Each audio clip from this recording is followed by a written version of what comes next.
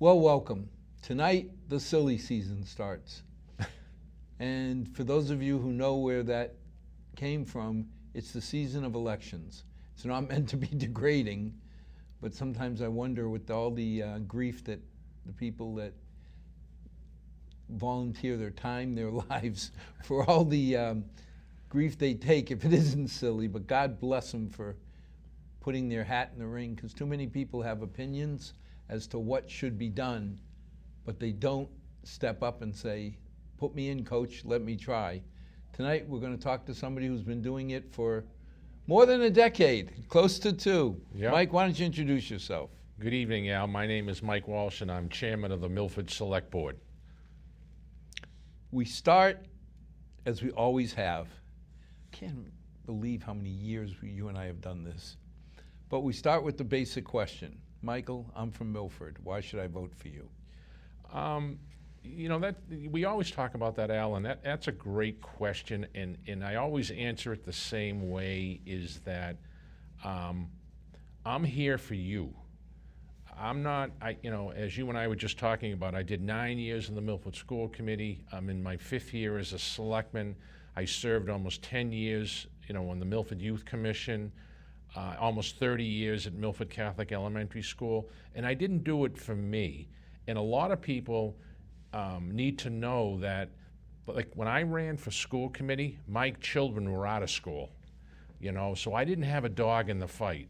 I wanted to be able to sit in that chair and make decisions on very, very important topics for the community, not for me, not my vested interest. My decisions that I make on a daily basis are for the community. We look at the select board. Mm-hmm. Now, directly you control 40-odd% of the town spend. Mm-hmm. You influence a lot more because depending on what you spend is how much money we have left for the school for 60%. Yep. What do you see the 3 biggest challenges coming up in your next cycle? Well, I'll answer this one, and again, I don't mean to be repetitive, but you and I have been talking about it, and I don't mean to put fear in anybody, but, we've got to get something settled with the countryside, and I'm very positive that we will. As you know, we just took over the acquisition of the water company. We've got 3, water commissioners that are doing a great job, but we need to, get that going, and they really are doing a great job. And the other biggie, the other elephant in the room, and it's going to come at some point, is the high school. And that, as you and I know, that's going to be big, And so that's what I see as our obstacles. And again, I don't bring up countryside so people panic, but I also want people to understand that we are looking at it. What are we going to do, Well, I would say that you'd be negligent as a select board member if you didn't. Yeah. I mean, when you think about there's 12 million worth of debt. Mm-hmm. 11 million, yeah. That we're carrying, because years ago we said if we take the bonding ourselves, the price will be cheaper for the geriatric, countryside. Yep. But that's still $11 million worth of debt. Right. And if you look at the trends, I mean, this is an uphill battle to keep a assisted living or nursing home alive. Well, that's, again, I go back to you and I were talking about is that, and it's mind-boggling to me, but the trend in medicine now is where somebody would say have a knee replacement and go spend a week in the rehab unit of a facility, and that's where they really make their money, is in rehab. They don't make money on a nursing home side of it. But now they're sending people right home. They have a knee replacement and they send them home, and they send in either rehab or visiting nurses, and it's like, but those are the insurance companies. I was amazed when my sainted mother had her first knee replaced. She went in rehab for 2.5 weeks. Yeah. And it was the best thing going because they had the machine that exercised her leg, and she was 80 years old. It's not like she's going to get up and go run around the building. Right, right. But now you keep hearing more and more that they're pushing for shorter stays or no stays. No stays. In and out in a day. You go into day surgery in the morning and you're out by 2 o'clock. And then they send nurses to your house. Yep, or they send physical therapists. Yes. And so what's happening is that rehab side of which is a money generator for these facilities, is drying up. Well, if I remember right, it was like $250 or $300 a day to break even on a patient. It's funny you say that, Al. I was talking about it today. It's about a nursing home.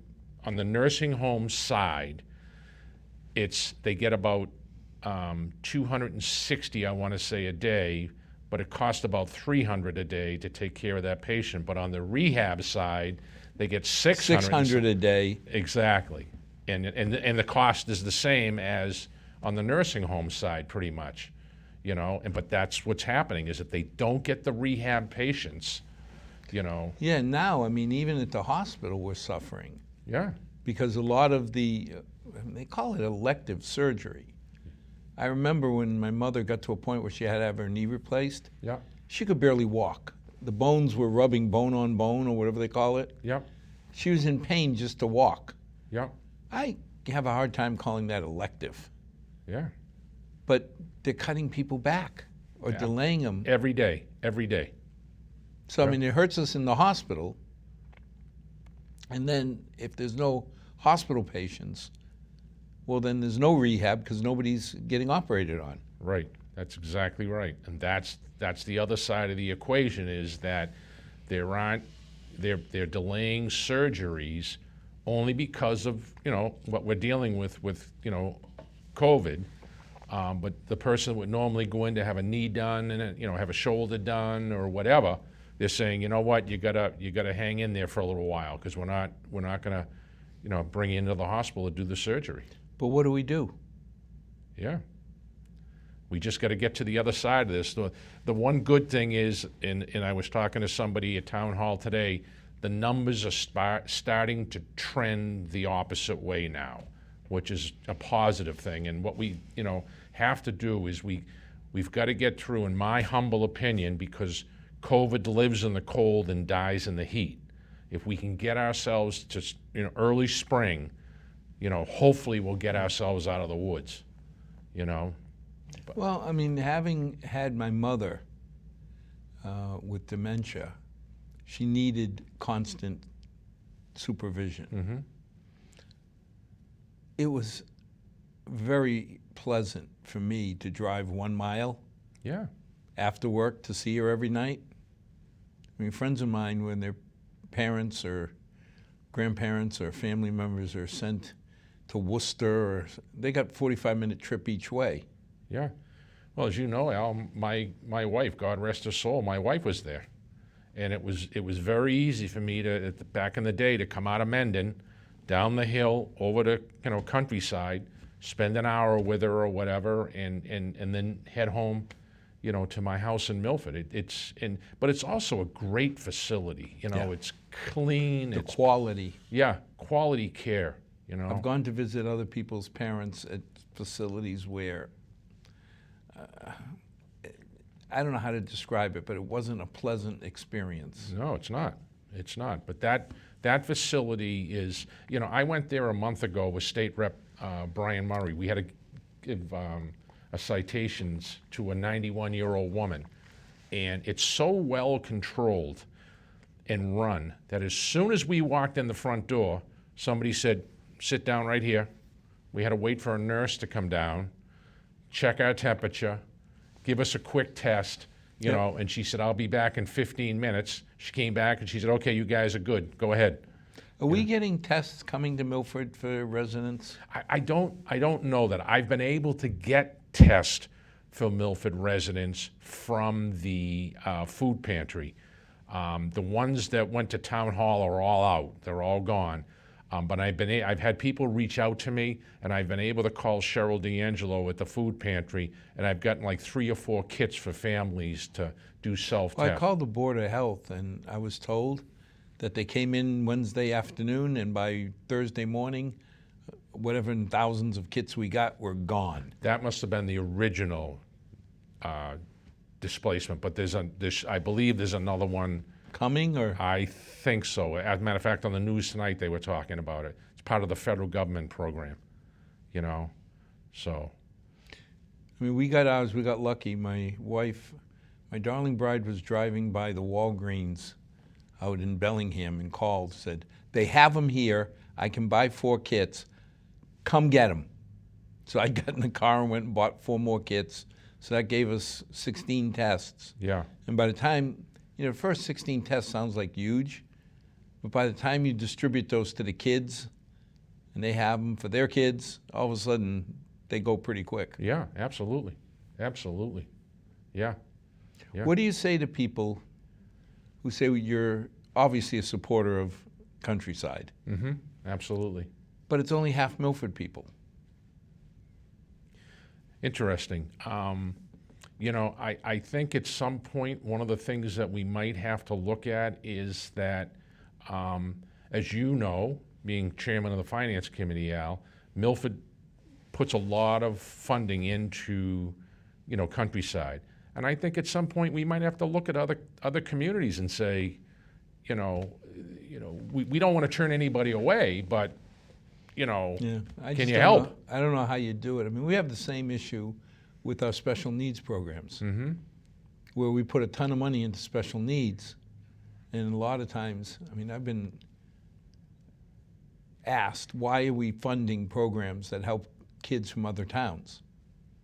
And all I could say is, look, we got to take care of Milford kids. If Yep. along the way of taking care of Milford kids, we help other towns' kids. Well, Al, and I know you and I agree on this, and we talk about it all the time, is that we have a responsibility to educate children. We also have a responsibility to take care of our elderly. The people that, I'm not going to say made Milford, but the people that, grew up here, they worked hard here, whether it was Draper Corporation or whatever it was, we have a responsibility to make sure that we take care of them, to look out for their best interest. And, again, I'm going to go back to when, State Representative Brian Murray and I got done with the citations and we're walking out of the Countryside, and you see these poor souls, and you're just like, we have a responsibility to look out for their best interest. You're a much better politician than I'll ever be. I'll say it. These people made Milford. Yeah. Okay? The reason we're here, the reason Milford is as strong as it is, it's not me. It's not people that are 60 years old. It's not people like Chris Moran that are 50 years old. Right. It's the people that are at Countryside who worked their entire lives to build Milford up to where it is. Right. All Right. we're doing is continuing what they started. Right. I mean, it still irks me when I hear, well, if people can't afford to live in Milford, they should move out. It's like, how dare you? Yeah, that's not right. How dare you? Yep.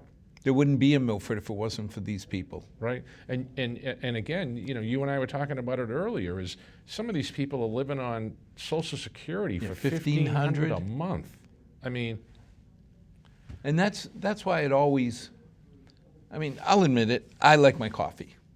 If I want to spend $2 on my cup of coffee or whatever it is, 2 something, Yeah. I worked for it, I earned it, it's my money. Nobody has the right to tell me I can't spend my money. Right. But before I spend somebody else's money, tax money, I got to think 3 times. Yeah. Because again, God bless that we have a lot of people in Milford doing really well, and a few dollars here or there won't matter. Right. But there's people who, like you say, are living on $1,500 a month. Right. And getting those whopping COLAs of 1.5%. Right. Right. And that's one thing that we have to be always cognizant of, Al, is that, if your taxes or my taxes go up $300 or $400, We'll survive. Yeah, well, I'll be fine. I'll be fine. But that person, that elderly person that's living on $1,500 a month Social Security, that's brutal. Do I ration my meds? Do I not eat my dinner? Right. I mean, there's some decisions there that we just have to. I hope we never, and nobody I know has to make that decision. Right. But we have to be sensitive that we got a lot of people who do. Right. I Right. mean, almost 50% of our kids in school are on reduced breakfast and lunch. Correct. So that means that I believe, and my numbers could be off, but not terribly far away, that means the family's making less than 30-some thousand, 40 grand a year. Right. Right. And my son, Al, when my son was in high school, and I know you're friendly with the family as well, the Sievers, Paul Seaver and my son, we used to make him go volunteer at the youth center.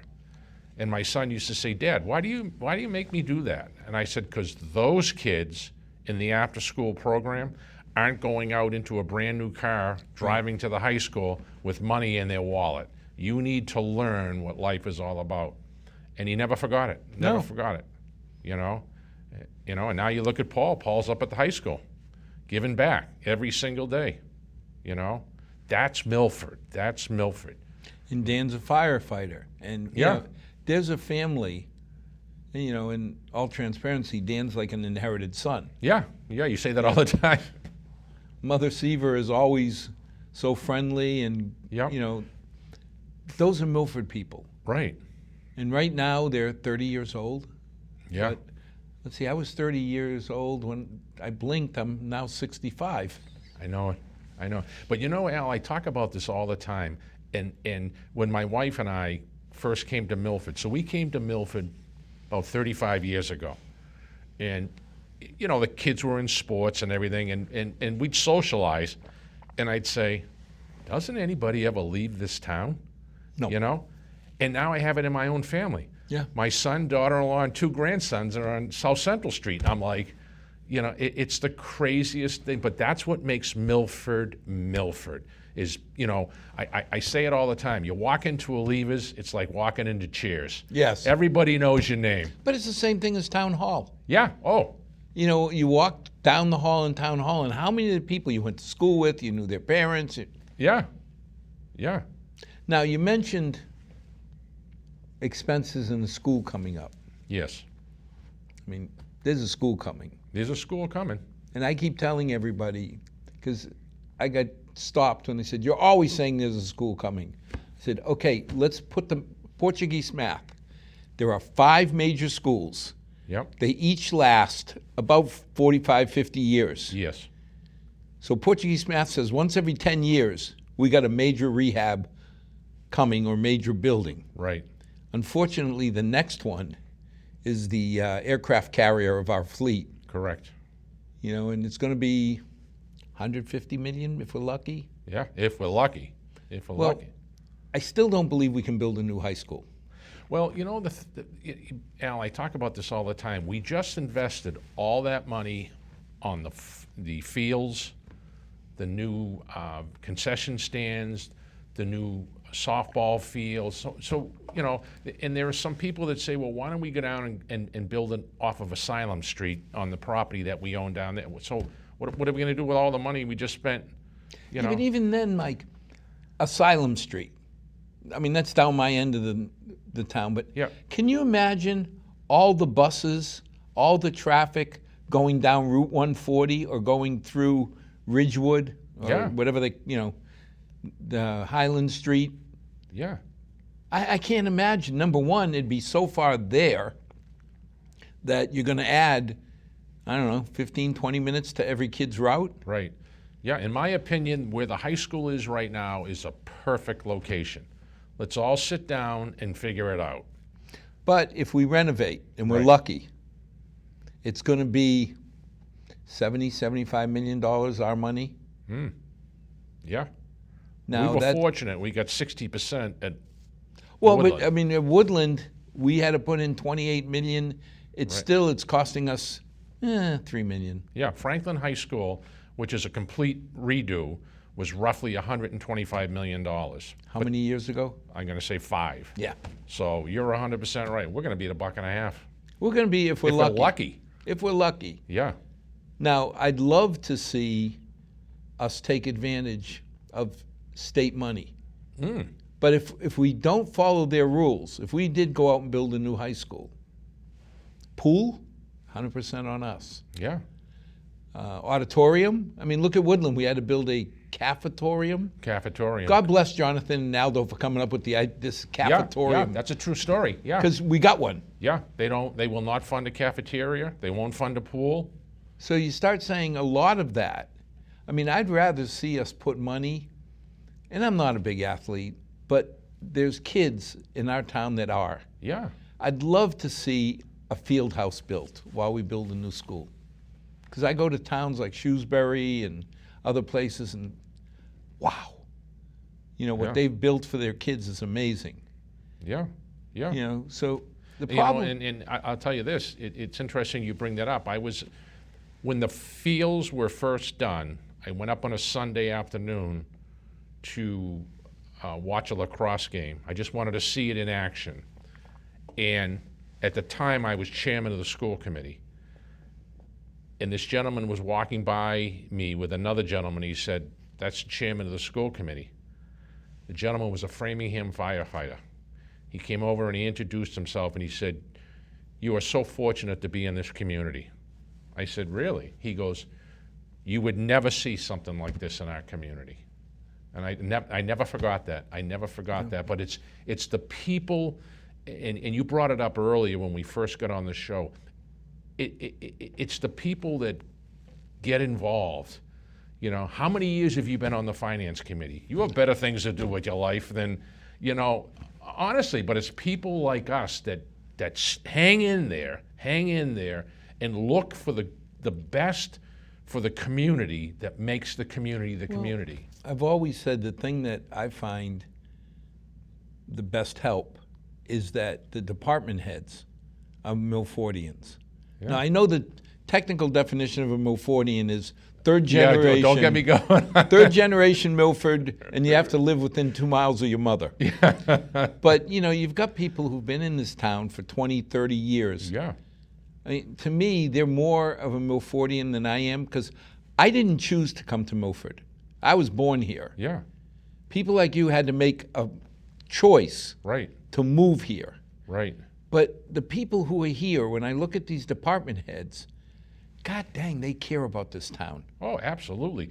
And you know the thing that's very important for people to understand, Al, is that it's okay to agree to disagree. Like, not every single night that I sit in front of the finance committee am I thrilled. Yes. But, you know, I've got to respect. I got to respect the opinion, and whether you know, I was at a Board of Health meeting the other night, and I was just amazed. I never thought you know, this is what went on at a Board of Health meeting. It's, you know, but it's taking the time to entrench yourself in this community and to look out for the citizens of this community that can only make the community better. So now all of this leads to taxation. Mm-hmm. I mean, we do not tax to the levy limit. No. And a lot of people don't understand the levy limit is the maximum of all the taxes we could inflict on people. Correct. You know, if you add up all the housing taxes, the excise taxes, the dog, the cat, the sheep tax, whatever, comes out to a number. Yep. And we have the legal authority to tax to that number. Right. And I think a lot of people differ in opinion, because to me, my opinion of 2.5 is the most I can take without drastic measures. Right. I know a lot of people have said that should be the minimum you take every year. Well, that's a great point. So first of all, the town of Milford, best I know, has never had an override. We don't use profanity. Yeah, never had an override. And I say this all the time, is that we need to, when people start complaining, they need to stop for a second and think. We've got trash pickup, recycling, full-time fire, full-time police. Leaf pickup. Leaf pickup. We've got a state-of-the-art hospital. We've got, and so you just need to just take a step back for a second and say, you know what? This really, we say this all the time.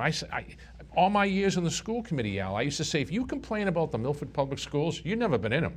Yeah, you've never been in them. Our educational system, and now Milford is one of the hottest communities to move into. Number 3 in the country. Because of everything that we offer. Everything that we offer. I mean, think about it. You wheel your trash barrel down the end of your driveway. Somebody comes and picks up your trash, Or a couch, or... Yeah. The average response time on the fire department, the last time I checked, was roughly 1 minute and 30 seconds. Wow. I mean, where do you get that? Where do you get that? So, as a select board member... Yes. What would make you go for a 2.5 override? I wouldn't support it. I wouldn't. We never had to, and we just, again, and I don't mean to keep saying this, you and I were talking earlier, you just got to sit everybody down and say, okay, here we are. Kind of like treat it like your home budget. Yeah. But no, I honestly will sit here and say that unless there was a catastrophic something that happened, no, we've never had to have one, so why have one? I mean, the good news is when you add up all the little pots that we've tucked money away in, we got $30 million. Yeah. Just in case. Right. I mean, some of the things like, we talk about the fields that we built. Well, we've got $1.2 million been sitting in a finance committee account for 4 years, waiting for the right time the Parks Department comes up and says, it's time to turf a field. Right. It's like we did with the ladder truck. 1.1 million. 1.1 million. It made me stop just trying to, but we put money away for 4 years. And then wrote a check. And then wrote it, we didn't even need to use the money we put away. Yep.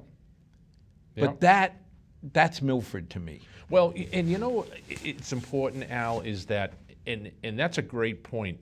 So we wrote a $1.1 million check, bought the ladder truck, state-of-the-art, unbelievable, and then they wanted to replace, and you can remember this because you were involved in it, then the following year they came back and they wanted to do another truck, and it was the finance committee that said to the fire chief, can you hold off just one more year?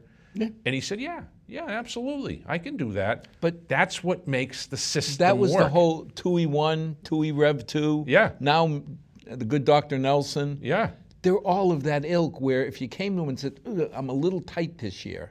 Now, if you need it, God knows we're never going to put a firefighter or a policeman in jeopardy. Yeah. But if you need it, we'll do it. If you don't, can you squeeze another year? Yeah. And it was like, yeah, it's fine. Yeah. What more can you ask? And you bring up a valid point, Al, the department heads, the police chief. How many times have we gone to the police chief and said, I know you really want 3 cruises. Can you hold off? How many times have we gone to the fire department? How many times have we, again, we talked about it earlier, how many times have we gone to the school department and said, can you hold off, one more year? Well, 2 years ago we said, guys, this whole COVID thing, we don't know how that's going to affect our budget. We really don't. Yeah. Can you hold off on, it was 90% of their capital. And they said, yeah.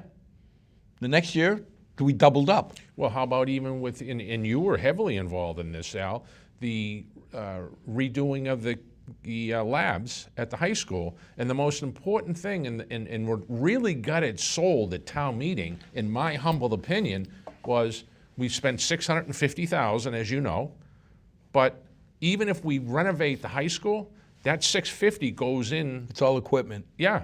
It's not like we're going to spend $650 and then 7 or 8 years from now, if we renovate the high, throw it out. No, that's not. It's going. And that's, again, in my humble opinion, that's what sold that at town meeting was the foresight to say, okay, we're going to spend this money, And a valid point was, anybody that was watching town meeting, and you made a valid point, the labs were the same when you were there. Well, that was it. I walked in and to the C wing one night, and I said, "Wow, this is cool. It looks just like when I was here 40 years ago."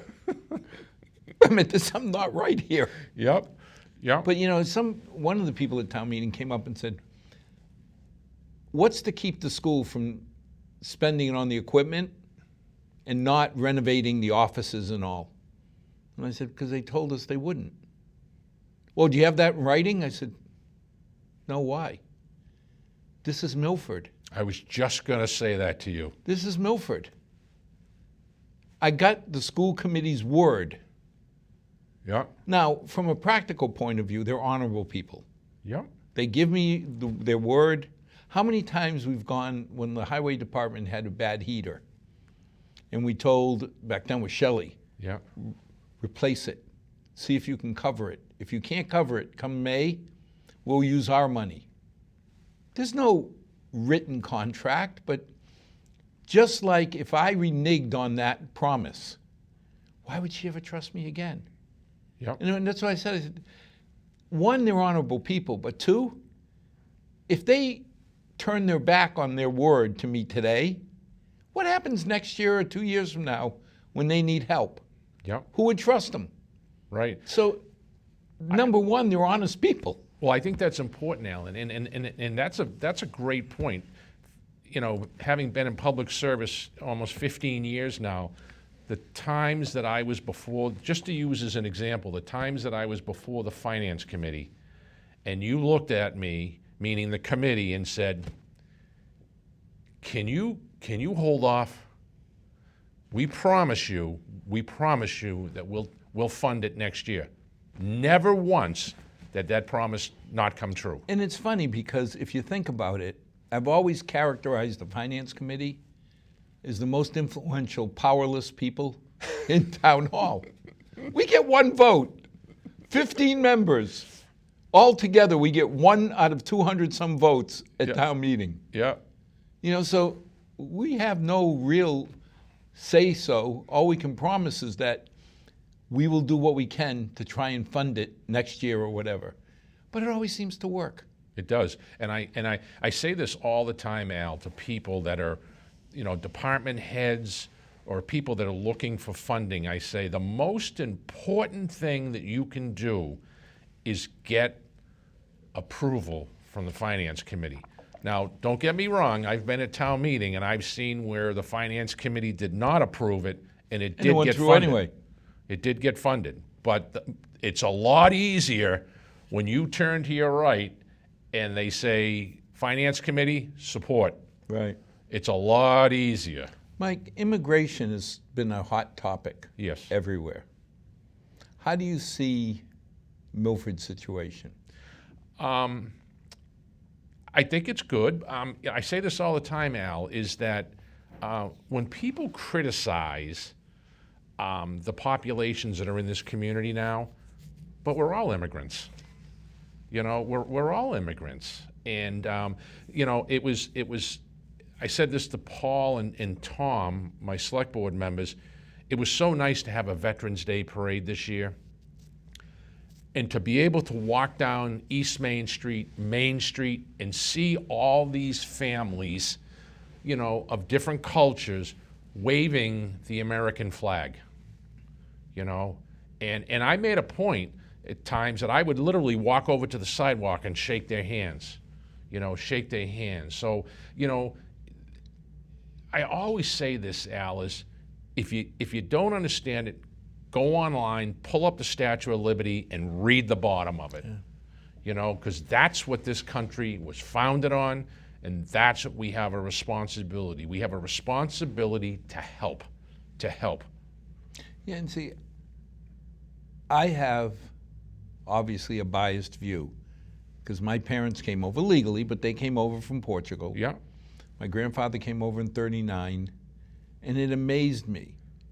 I mean, you've got kids. Yeah. What would it take for you to not see your kids but once a year? Right. I mean, you think the sacrifice that my grandfather made. Yeah. right? And then he called my mother over to Milford in 41, then her two sisters and my grandmother. And the people of Milford helped them assimilate. Yep. So when you help an immigrant family, Yep. you sit there and say, all you're doing is paying back. Yep. And I always tell this story. When I first ran for the school committee, I used to go to the Portuguese club on a Friday night. And I said, you could actually see the trend. So like your father's generation, they were all sitting at a table and they were playing cards. And little, they could understand me, but, but the son or the daughter, which would be our generation, they were the ones that were right there. And I say this all the time. If you go to the Woodland School for the Windows of the World that Kurt Shady puts on, and you talk to these families, they all say the same thing. We came to this country for two reasons and two reasons only: a better way of life and to educate our children. Yep. That's America, and we have a responsibility to help, and I always tell this story. I went into Memorial School one year, and the principal, I was walking around, and she said, come here, I want to introduce you to this. And this little girl, she was in kindergarten, I'll never forget it, and she barely spoke any English. Cute as a little button. And the following year, when I went back to school on my tour, now she's in first grade, and she's speaking English. And I'm like, I can barely speak one language. How the heck did she learn that in a year? It's America. It's America. Well, that was the amazing part, is certain things are imprinted in the back of your mind. Yeah. Mine was the first time I came out of my house and said, are all these kids stupid? They can't speak. Yeah. Because I grew up in a Portuguese house Yep. at the edge of the heights in a Portuguese community. All of a sudden I come out and all these kids are speaking some different language. It's like, don't they all speak Portuguese? Yeah. I didn't even know it was Portuguese. It's, how come they can't speak? Yeah. But at that point, you just got along, and little by little you learned. Yeah. I mean, like a lot of people, I'm Portuguese. You could say, I'm Irish. Are you really? Yeah. Could you live in Ireland? I know that I could not live in Portugal and know what the heck I'm doing. I'll be the one waving the Portuguese flag, Yep. but I'm an American. Yep. I always have been, I always will be. Yep. Yep. But, we've got people that have come over that need a little help. Yep. Yep. If I help them, I'm not doing anything but paying back what somebody did for my grandfather. Yep. And I say this all the time, Al, is that at the end of the day, when I end up at the pearly gates, I want the good Lord to say, job well done. Yeah. That's what makes it, it's not about money, and you and I joke around all the time, we're okay, but it's not about, it's putting your hand out and helping that person that needs a hand. Because like you just said, we were all there. We just kind of got on the other side of it. When I hear people complaining about the Guatemalans, the Ecuadorians, I sit there and say, yeah, those Guatemalans, they're the new Ecuadorians. Who are the new Brazilians? Who are the new Portuguese? Who are the new Italians? Who are the new Irish? Yeah. Shame on them for wanting to be just like us. Right. Complain about them. Because everything you're complaining about is the same thing that the wave before your parents came complained about. But at the end of the day, you can't fault somebody who's here, puts their head down, goes to work to make it better for their family. I'll give you a great example of that, Al, and I was there yesterday. The church that's on the corner of Central Street and Main Street that they just painted gray, the pastor is, he calls himself Pastor Keith. He reached out to me through State Representative Brian Murray, and he wanted me to come take a tour of the church. You have to see the inside of this church. It's multiple levels, all renovated. So I'm walking up the stairs and I said to him, what do you got in this, about $2.5 million? He said, no, 650,000. I said, what? All volunteers. Here. All, Well, that's how they built the Portuguese club. Yeah. You know, it was all volunteers that did, I don't know the exact percentage, but 3/4 of the work was all done by skilled tradesmen. The worship center is over the top. Really? Over the top. And it was all volunteers. All volunteers. And again, if we don't support those communities, then shame on us, because they want to be entrenched in our community. They want to be a viable source.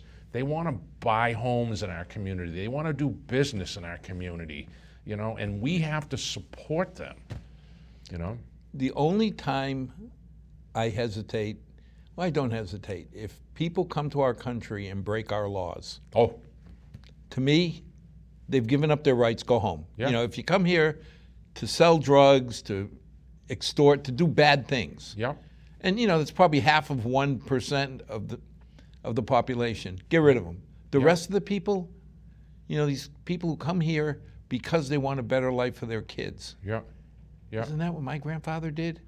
Al, I always tell this story, and I'll never forget it. A pediatrician who was at the Fallon when the Ecuadorian and the Guatemalan community started to really grow in Milford. And when he was driving home at night, he noticed that the women or the men were always carrying the children. And some of them, he said, were like 2 or 3 years old. And he was like, and so he started to do a little research, and he found out that because the area that they come from is very mountainous, so they're taught to always carry the children so they don't get hurt. And he started a program. It put them down, let them walk, and now you go down Main Street and they're all walking. they're all walking, But see, that's part of the assimilation. Yeah, That they come here, and my grandfather never spoke English. My father, God bless him, he could speak English. But I remember once somebody asked him, "Do you speak English?" And he goes, "No need, I live in Milford." Because everybody around him spoke Portuguese. Yeah. But when he needed to, he would speak English. yep, And it's just a matter of assimilating into the country that you've called yours. right. My mother came when she was 16 to Milford. She passed away when she was 94. And the only year she was away from Milford was after my dad passed away. She came and moved in with us when we were living in Maryland. So Yeah. 3 years she was away. I mean, Milford was her home. That's Right. why it was easy to move back. Yep, The gravitational pull of. Don't get me wrong, I loved living in Paris. It was fun. Sharon and I were 23, living in Paris, all expenses paid by the company, running around the world together, all expenses paid. It was fun time. yeah, And we got back to Maryland, and we spent 4 nights a week living on the boat, 3 nights a week living in the house. It was fun. Then my daughter was born, and there was something about, where do I want to raise her? What values do I want her to absorb? And that gravitational pull of Milford, brings it back. and my mother, God rest her soul, who lived with us, she was still talking to all her girlfriends every day on the phone because they were all in Milford. Yeah, There's just something special. I mean, I probably am no different than any other small town kid who takes pride in their hometown, but I really do believe there's something special about Milford. it's very, and I tell this story all the time. My daughter teases me. She goes, "Dad, why don't you sell the house and go buy something down the Cape?" I said, "I'm not leaving Milford." Well, She goes, "What do you mean you're not leaving?" I said, "I'm not leaving Milford. I'm not." I joke around about it all the time. I know you're a St. Mary's guy. I'm a Sacred Heart guy. I don't know if it's the churches, if it's a Lever's Market, if it's Jean's Market, but it's the people. It's the people. It's the genuineness of the people, that make Milford. Sometimes it's just comfort, because when I go into the town hall and I need something from the clerk, if Amy tells me this is how you do it, I'm not questioning her. No. She's always been straight. You know what I mean? When Rick says I can do this or I can't, or Zach says, I don't know if we can afford it, well, they're not playing games. Yeah. You can really trust them. And you think of, Domingos Roda's kids and people that work there. Yep. that you grew up with. It's just a comfortable feeling. Well, I say this all the time, Al, is that, and I joke around when I'm in the departments and I say, you know, you don't work for me. You work for the town administrator. You know, I'm just an elected select board member. You know, so when I walk into town hall, or any of us walk into town hall, don't start shaking. Trust me, I'm the last guy you got to worry about. You know, but you're 100% right. You know, you go into the selectman's office, Leonard and Liz, Amy and Danielle and Dawn and Zach, and you know, you go down and they're always there for you. And I say this all the time, Al.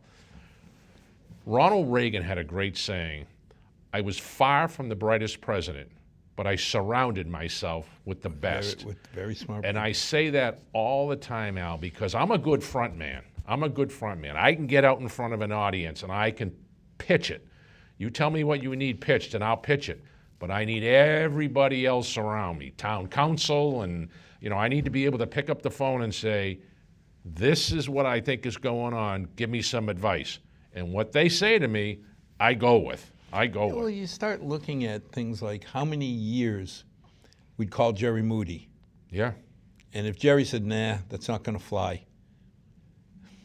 I could question him if I wanted general knowledge. But in my heart, if he told me, no, it's not going to fly, I really believed it isn't. Yeah. And Charles Body's, he hasn't been there as long, but he's getting that trust. Oh, absolutely. You know, when he comes out and says this or that, I don't feel that it's being tainted. You know, he's not brushing it his way. Because he's told me a couple times, yeah, but you could push for that. Yeah. Okay, what more can I ask? Yeah, yeah. I was just saying this yesterday, Al. Charles Body, unbelievable. He sends an email, and it's like a document. Yeah. Now, if somebody sends me an email, I respond, thanks, talk to you later, or something like that. That's it, right? I actually read his emails like 3 times, and I'm like, how can his punctuation be so perfect? And you know what I mean? I'm just like, how does he fire this? And sometimes I get him like 2 o'clock in the morning, and I'm like, I know I don't sleep, but you're as bad as me? What do you think are going to be your big programs when, you know, you think about your achievements for the next 3 years? Can you think of any 1 or 2 specific things you'd like to push for? It's funny you say that. I would like to see I talked about this yesterday. We have all these beautiful churches in town. Not that we have a lot of venues in town, but I would like to see the town look into purchasing the old Gibbs gas station property. Mm-hmm. Because if you're coming to a wedding and you're from out of town and you get off on Route 85, the first major intersection you come in and you look to your left and that's what you got. Oh, the empty parking lot. Right. Or the empty lot. And I say, how much would it cost us to buy it, seed it? Make it a park. Exactly. Make it a park. Look what we did with Calzone and Draper Park. You know, and I would go as far as to say, and Mitra City was instrumental, as a lot of people were, say, hey, help us with this, you know? But now turn it into a park so the people that are walking down East Main Street have a place to stop, you know, have a seat. That's a great idea. Yeah, even if they just want to watch traffic. You know, I say this all the time. I drive up and I get to the bike path, and every day I see 2 or 3 guys sitting on the benches outside the bike path. Well, why couldn't we do the same thing there? You know? I wonder what that would cost. I don't know, but that's one of the things that You should look into that, because Yeah. even if I don't use it, I drive by it. Yeah. You know what I mean? Just when you look at the end of Main Street, you know, past the Dunkin' Donuts and Yeah. all, the new buildings, what a difference of an image. Yeah. Because the old ones were not optimal in appearance. Yeah, and the other thing I want to really work on is, and I give them a lot of credit, Al, is working with the Downtown Partnership Group, because I use as an example, and I'll go back to the Gibbs station, but now Calzone Park, redone.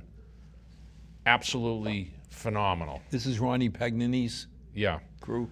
Now you come up, you cross over the bike path, you got Kevin Lobris's new building, the old St. Mary's High School, which is absolutely state of the art.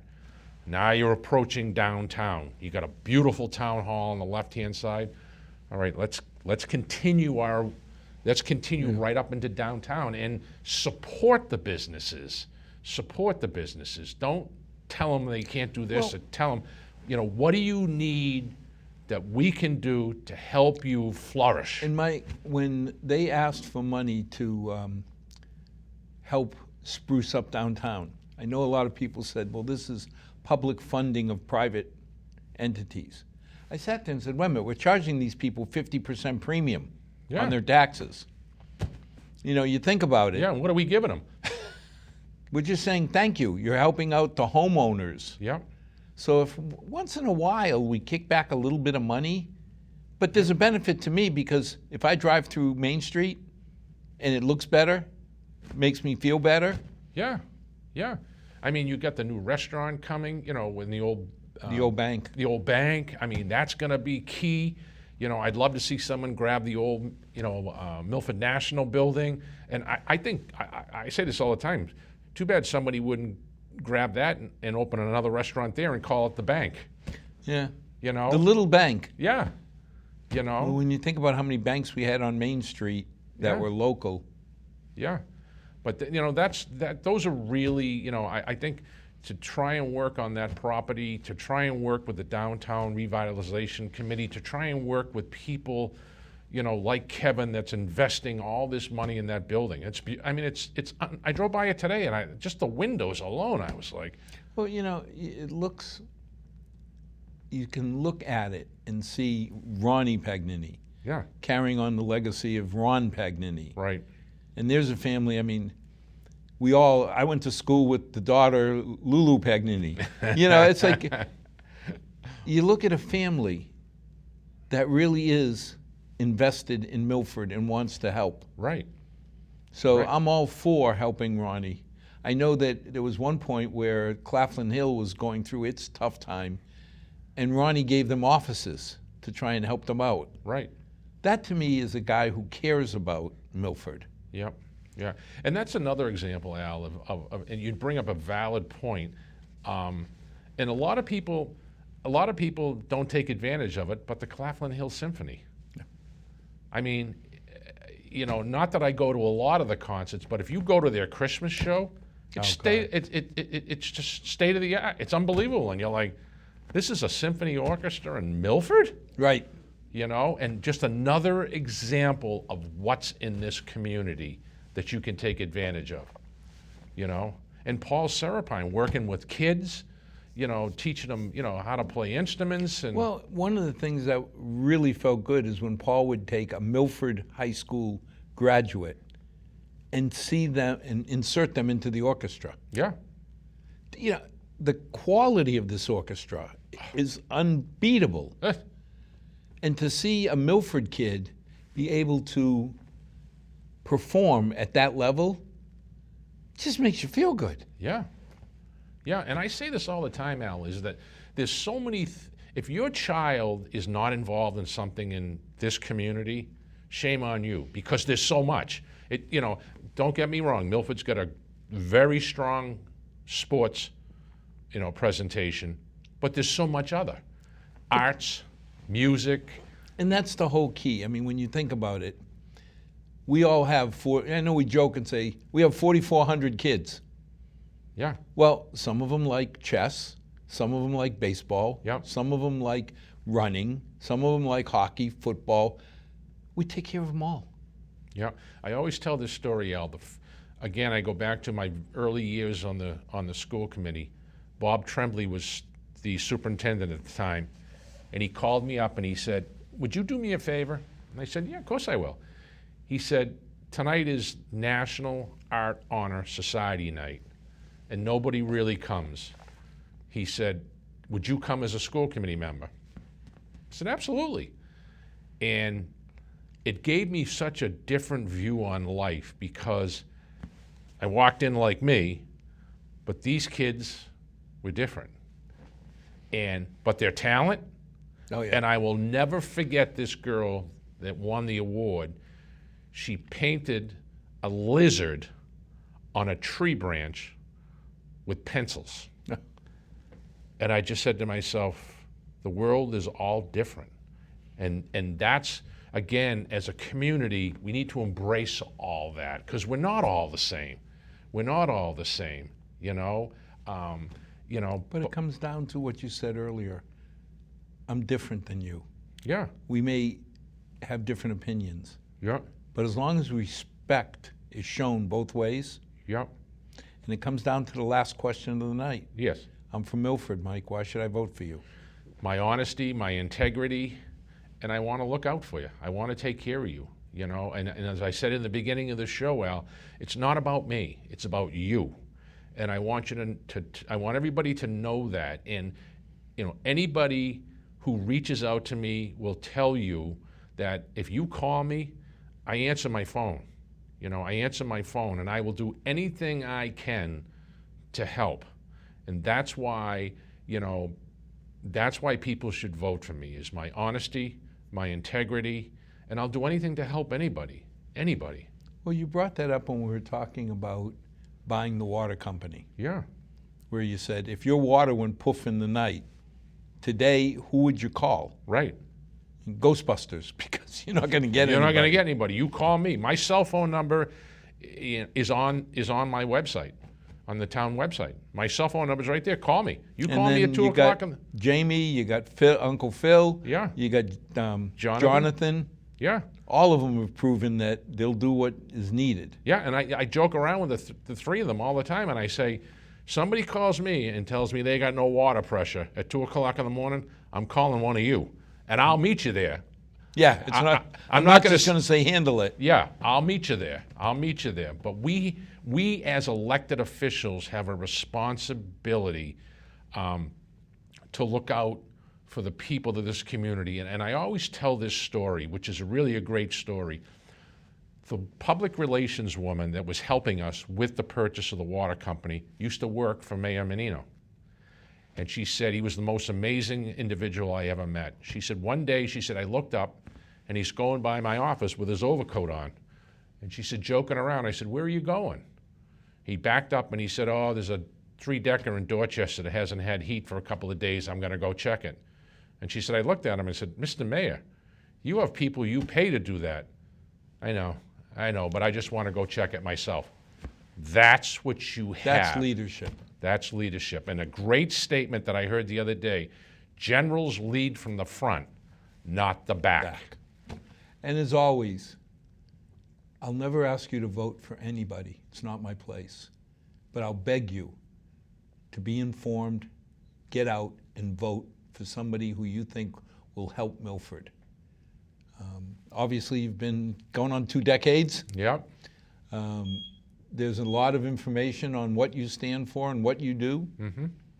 But again, get out and vote, because that's what makes Milford strong. And as always, thank you. Thank May you. God bless, and may tomorrow be a better day than today. Thanks. Thanks.